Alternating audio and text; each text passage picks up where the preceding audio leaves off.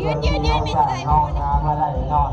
เป็นว่าเอาสับไปนอกเปลี่ยนเป็นสับไปในนอกเป็นงานโยมมังคุสังปาเลียนปารามีปากคือปากเสียงนอกเป็นงานโยมขยันเจริญบอนได้ปลาลูกปลาลานมาปลูกต่อเตาแกนมาอุปโมทนาซาทุกคนกำนำสู้อยู่ดีมีแห่งเด้อ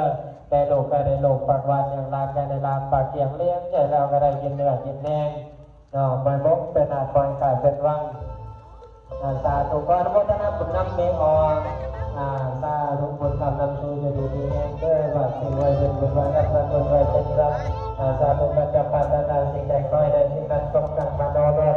ในประกฏบุญคนอย่างตุยจนท่านใส่ขึ้นสัมไปในซอยนิ้คอยหอยสักมนุษย์ในใจวังที่อยากกันตุยที่ยังในเจ้าใดนี่บังเกิดเลยในกุศลเดียวสาธุขออนุโมทนาบุญนำเมฆออกปิด